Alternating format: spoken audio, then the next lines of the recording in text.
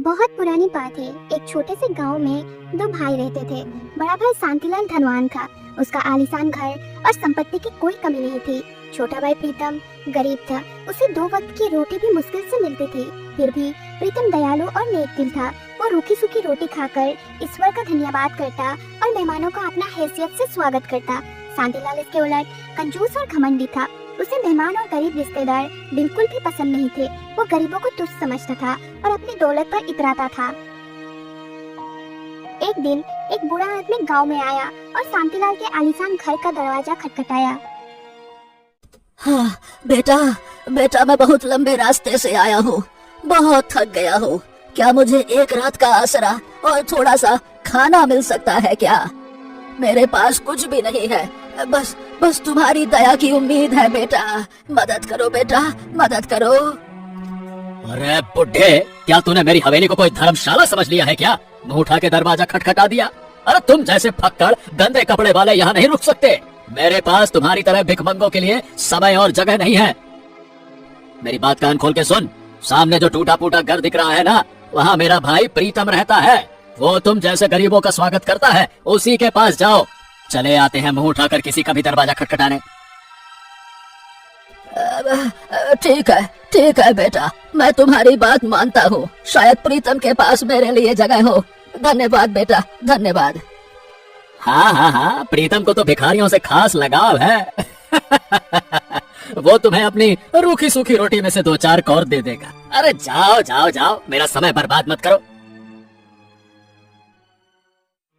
बूढ़े को शांतिलाल की कंजूसी और घमंड समझ आ गया। वो चुपचाप वहाँ से चला गया और प्रीतम के घर की ओर बढ़ा।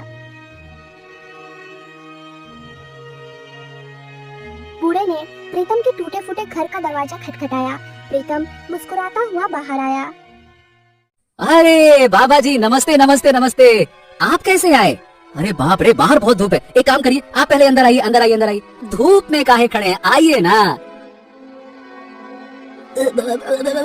बेटा मेरी बात सुनो। मैं बहुत थका हुआ हूँ, लंबा रास्ता तय करके आया हूँ। बस एक रात के लिए आसरा चाहिए बेटा।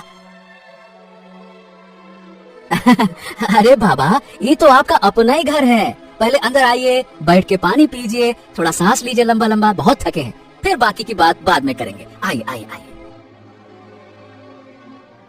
प्रीतम ने बूढ़े को बिठाया, अपने टूटे फूटे बर्तन से पानी पिलाया और रात को उसने एक सूखी रोटी और पानी परोसा। बेटा, तुम्हारे पास तो खुद इतना कम है, फिर भी मुझे अपने हिस्से का खाना दे रहे हो। ये मैं कैसे ले लूं बेटा? बाबा जी, मेहमान तो भगवान का रूप होता है। अब हमारे पास भले ही खाना कम हो, लेकिन आपका स्वागत करने का मौका मिला, यही हमारे लिए अनमोल है। आप तो खाइए, मन हल्का होगा। थक गए होंगे ना, खाइए खाइए खाइए। बाबा, हमारे पास यही है, लेकिन दिल से दे रहे हैं, इसीलिए आप बिना संकोच खाइए। बेटा, तुम्हारा दिल सोने से भी कीमती है। मैंने बहुत से घर देखे, लेकिन तुम जैसा स्वागत कहीं नहीं मिला। हाँ, आनंद आ गया। हाँ, अब अच्छा लग रहा है। तो देखो बेटा प्रीतम, तुमने मेरे साथ इतना प्यार दिखाया। मैं इस गांव में एक जरूरी काम से आया हूँ। बाबा, हम आपकी बात का मतलब नहीं समझे। मतलब आप कौन हैं और ये कौन से काम की बात कर रहे हैं आप?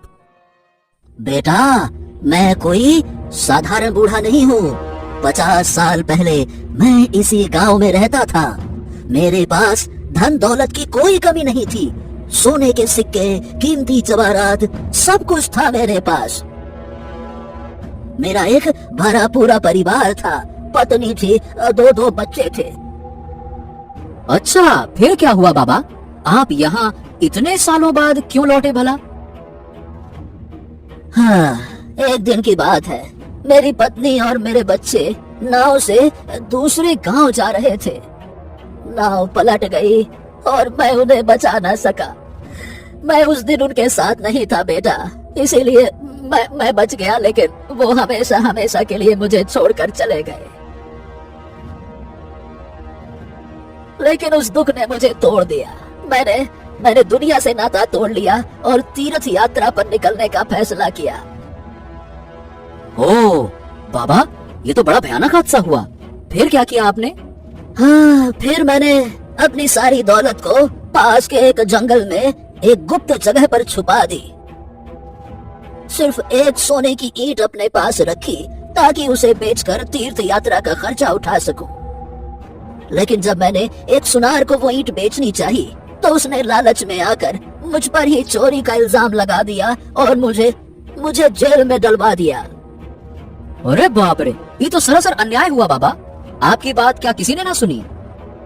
नहीं बेटा, कोतवाल ने सुनार की बात मानी और मुझे कारागार में डाल दिया। कई सालों तक मैं जेल में रहा। अब सजा पूरी करके मैं अपने गांव लौटा और मैं अब उस छुपाए हुए खजाने को निकालना चाहता हूँ। ओ, तो आप चाहते हैं कि हम उसमें आपकी मदद करें? हाँ बेटा, अगर तुम मेरे साथ जंगल चलो और खजाना निकालने में मदद करो तो मैं उसका आधा हिस्सा तुमको दे दूंगा। बाबा देखिए, मुझे धन का लालच नहीं है, लेकिन आपकी मदद करना मेरा धर्म है, तो मैं आपके साथ जरूर चलूंगा। हाँ हाँ तुम्हारा दिल सच्चा है प्रीतम। तुम जैसे लोग इस दुनिया में बहुत ही कम हैं। ठीक है, कल सुबह हम जंगल चलेंगे। बाबा, आज रात यही रुकिए, सुबह प्रीतम आपके साथ जाएगा। हमारी झोपड़ी छोटी है, लेकिन आपका स्वागत करने के लिए जगह बहुत है। ठीक है बहू, ठीक है, तुम लोग सचमुच अनमोल हो। प्रीतम ने बूढ़े की मदद करने का फैसला किया। रात बीती और अगली सुबह का प्रतीक्षा होने लगी। सुबह सूरज उगने से पहले प्रीतम और बूढ़ा आदमी जंगल की ओर निकले। जंगल घना और सुनसान था। बाबा, ये जंगल तो बहुत बड़ा है। आपने खजाना कहाँ छुपाया? धैर्य रख बेटा, धैर्य। हाँ, वो देख वो पुराना बरगद का पेड़, उसी के पास एक गुप्त गड्ढा है। मैंने सारी दौलत वही दबाई थी। अरे, इतने सालों के बाद भी आपको सही जगह याद है? बेटा, जब जिंदगी का हर पल उसी खजाने की याद में बीते तो भूल कैसे सकता हूँ मैं। मेरे लिए ये सिर्फ धन नहीं, मेरे परिवार की आखिरी निशानी है। हाँ बाबा, मैं आपका दुख समझ सकता हूँ। खैर चलिए बाबा, जल्दी से उस जगह को ढूंढते हैं। चलिए। दोनों बरगद के पेड़ के पास पहुंचे। बूढ़े ने गड्ढे की जगह दिखाई। हाँ, यही खोदो प्रीतम, थोड़ा नीचे संदूक मिलेगा, अच्छे से खोदो। हाँ ठीक है बाबा, मैं अभी शुरू करता हूँ। प्रीतम ने फावड़े से खोदना शुरू किया। कुछ देर बाद एक पुराना संदूक निकला, जिसमें सोने की ईंटें और मोहरें चमक रही थी। अरे बाप रे बाप, बाबा, ये तो सचमुच खजाना है। इतना सोना, इतना जवाहरात, मैंने तो ऐसा कभी नहीं देखा। हाँ बेटा, ये मेरी जिंदगी भर की कमाई है। इसमें मेरे परिवार की यादें हैं। हाँ बेटा, इसका आधा हिस्सा तुम्हारा है। बाबा देखिए, मुझे इतना धन नहीं चाहिए। हमारे परिवार के लिए 2 वक्त की रोटी और थोड़ा सा सुख, बस इतना ही काफी है। बाकी सब आप रख लीजिए। प्रीतम बेटा, तुम्हारा दिल सोने से भी ज्यादा कीमती है। फिर भी कुछ सिक्के और ईंटें रख लो अपने परिवार के लिए। ठीक है बाबा, आप इतना कह रहे हैं तो मैं थोड़ा सा लूंगा, लेकिन बाकी आपका है। मैं इसे आपके लिए संभालूंगा बस। बेटा, इस धन को सावधानी से रखना। मेरे साथ तो एक ईंट की वजह से मुसीबत हो गई थी। लालच में मत फंसना। प्रीतम ने कुछ सिक्के और ईंटें ली, बाकी बूढ़े को दे दिया। दोनों फिर गांव लौट आए।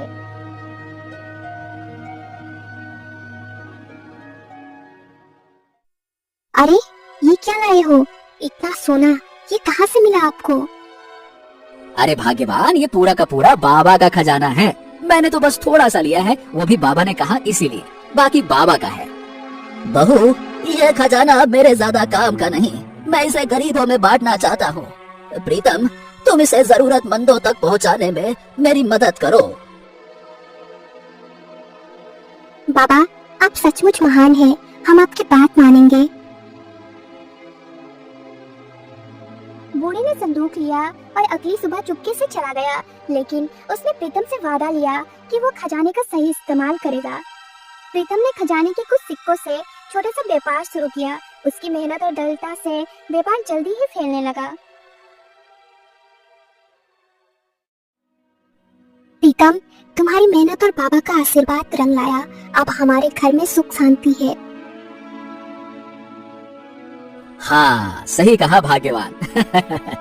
ये सब ईश्वर की कृपा और बाबा जी की दया से हुआ है। अब मैं इस धन से गांव वालों की मदद करूंगा।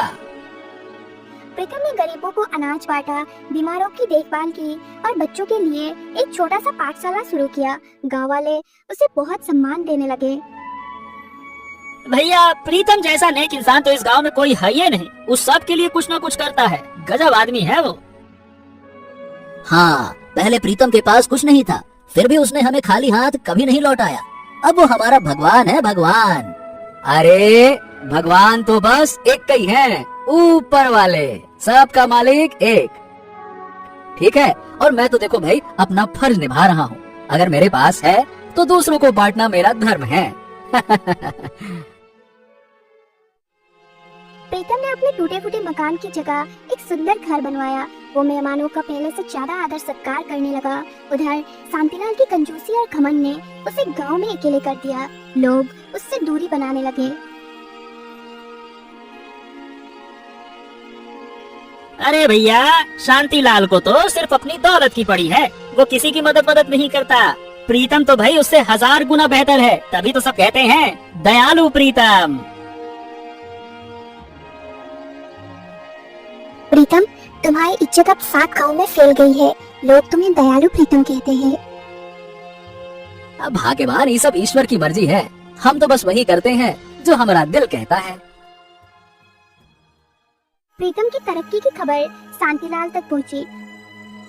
वो अपनी पत्नी के साथ प्रीतम के नए घर गया।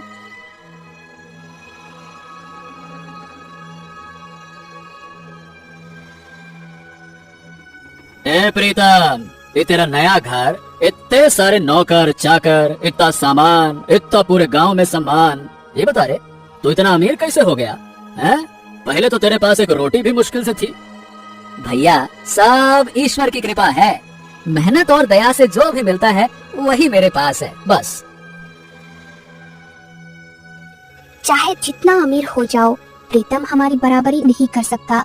हमारा घर, हमारी दौलत इस गांव में सबसे बड़ी है। तुम तो बस एक गरीब थे। अरे भाभी, तुम्हें क्या लगता है हम कम है? हमारे पास तो अभी और भी खजाना है। उसे निकालकर हम तुमसे कहीं ज्यादा अमीर हो जाएंगे। खजाना? ये क्या बात कर रही है तू? क्यों रे प्रीतम, ये सच है का?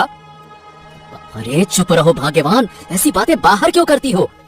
भैया, ये बस उसका गुस्सा है। कोनो खजाना बजाना नहीं है, बस ऐसी मुंह से निकल गया। नहीं नहीं नहीं नहीं नहीं नहीं, कुछ तो बात है। तू इतना अमीर अचानक से कैसे हो गया है?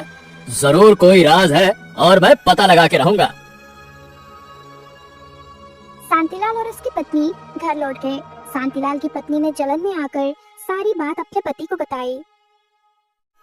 सुनिए, प्रीतम ने जंगल से कोई खजाना निकाला है। उसकी पत्नी कह रही थी कि जंगल में और भी खजाना है, हमें वो ढूंढना होगा, वरना प्रीतम हमसे आगे निकल जाएगा। हाँ, अरे जरूर उस बुढ़े ने प्रीतम को बताया होगा, जिसे मैंने अपने घर से भगाया था। मैं किसी भी तरह से उस खजाने को ढूंढ निकालूंगा। अरे प्रीतम मुझसे ज्यादा अमीर हो ही नहीं सकता। शांतिलाल ने प्रीतम की निगरानी शुरू कर दी। वो हर समय प्रीतम के घर और उसकी हरकतों पर नजर रखने लगा। कुछ दिनों बाद बूढ़ा आदमी फिर गांव में लौटा। शांतिलाल ने उसे गली में देख लिया और उसका पीछा शुरू किया। बूढ़ा सीधा प्रीतम के घर गया।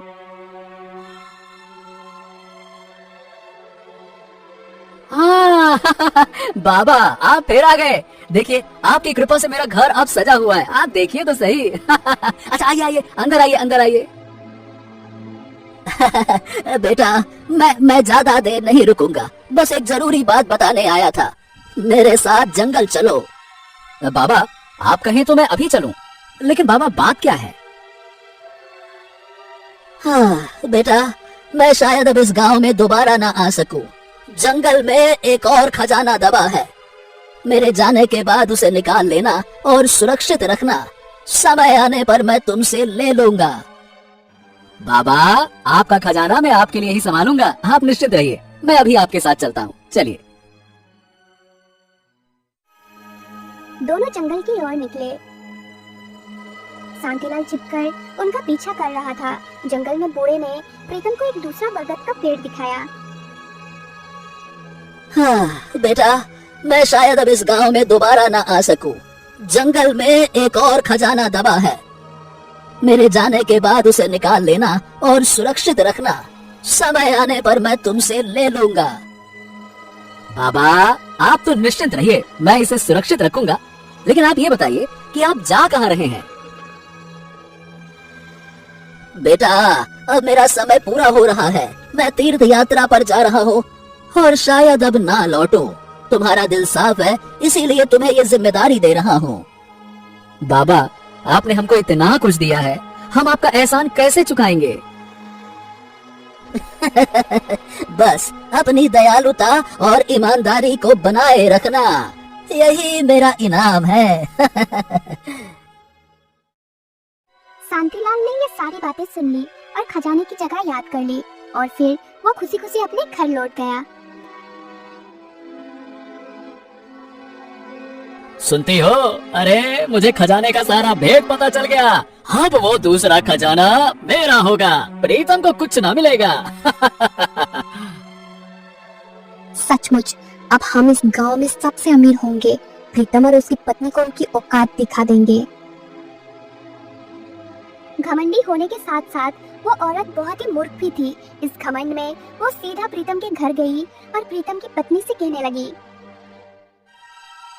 इस गांव में सबसे ज्यादा अमीर तो हम ही रहेंगे, क्योंकि मेरे पति को भी जंगल में मौजूद एक खजाना मिल गया है, जिसे निकालकर हम लोग एक बार फिर से तुम लोगों से आगे निकल जाएंगे। इतना कहकर वो इतराती हुई अपने घर वापस चली गई। शाम के समय जब प्रीतम अपने घर वापस आया तो उसकी पत्नी कहने लगी, अरे सुनिए, तुम्हारी भाभी कह रही थी कि शांतिलाल को जंगल में खजाने की जगह पता है। वो उसे निकालकर हमसे ज्यादा अमीर होने की बात कह रही थी। ये कैसे हुआ?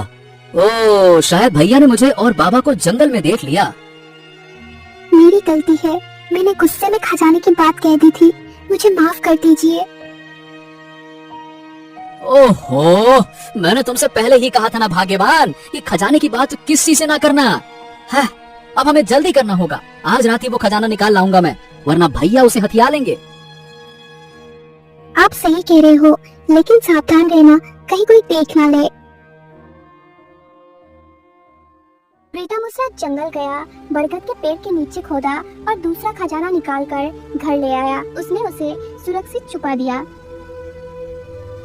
हाँ, अब ये खजाना बाबा के लौटने तक सुरक्षित रहेगा। किसी को भी इसकी भनक बिल्कुल नहीं लगनी चाहिए।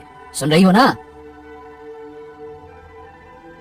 मैं अब किसी से कुछ नहीं कहूंगी, तुमने जो कहा वही करूंगी। अगली रात शांतिलाल जंगल में खजाना खोदने गया। उसने घंटों खोदा, लेकिन वहाँ कुछ नहीं मिला। अरे, ये क्या? ओह, खजाना यहाँ नहीं है। इसका मतलब प्रीतम मुझसे पहले आया था। ओह, वो बहुत चालाक निकला। प्रीतम! उसी रात जब शांतिलाल जंगल में था, चोरों ने उसके घर पर धावा बोला और सारा धन और कीमती सामान लूट लिया। आप कहाँ थे? चोर हमारे घर में घुस आए, सब कुछ लूट कर ले गए। अब हमारे पास कुछ नहीं बचा। अरे रे, ये सब तुम्हारे लालच की वजह से हुआ है। मैंने खजाना ढूंढने की बहुत कोशिश की, लेकिन प्रीतम वहाँ मुझसे पहले ही पहुँच गया और अब हमारा अपना भी धन चला गया। अरे, तुमने प्रीतम की पत्नी से जलन न की होती ना, तो आज ये दिन ना देखना पड़ता। मैंने गलती की, मुझे उससे जलन नहीं करनी चाहिए थी। अब हम बर्बाद हो गए। अरे, ये सब मेरी भी गलती है। मैंने उस बूढ़े को घर से भगा दिया और प्रीतम ने उसकी मदद कर दी। उसी की दयालुता ने उसे ये सब दिया और मैं तो अपने घमंड में सब खो बैठा। कुछ महीनों बाद बूढ़ा आदमी फिर गांव लौटा। प्रीतम ने उसे सारा माजरा बताया और दूसरा खजाना उसके सामने रख दिया। हाँ बाबा, ये मैंने आपका खजाना सुरक्षित रखा है। हमारा भाई इसको हथियाने की कोशिश कर रहा था, लेकिन मैंने इसे बचा लिया। बेटा प्रीतम, तुमने मेरे भरोसे को सही साबित किया। अब ये खजाना तुम्हारा है। मैं इस उम्र में भला इसका क्या करूंगा? बाबा एक बात कहूँ, मेरा दिल कहता है ना कि अब आप कहीं ना जाइए, हमारे साथ ही रहिए ना। मुझे मुझे आप में अपने पिता दिखते हैं। क्या क्या आप मुझे अपना बेटा मानकर हमारे साथ नहीं रह सकते हैं क्या? बेटा बेटा, तुमने मुझे वो सम्मान दिया और प्यार दिया जो मेरे अपने परिवार ने भी नहीं दिया था। ठीक है, मैं तुम्हारे साथ रहूंगा।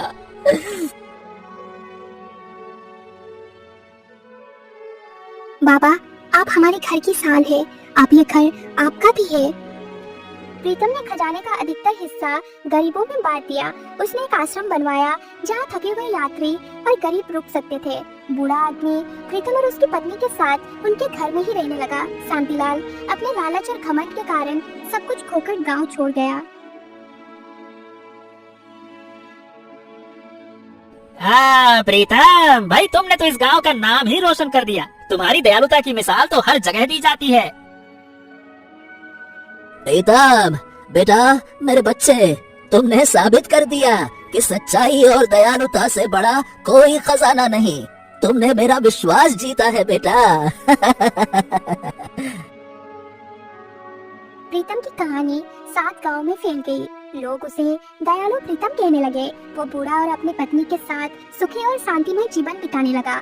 उसकी दयालुता और ईमानदारी की कहानी एक मिसाल बन गई, जो ये सिखाती थी कि सच्चाई और अच्छाई हमेशा जीतती है।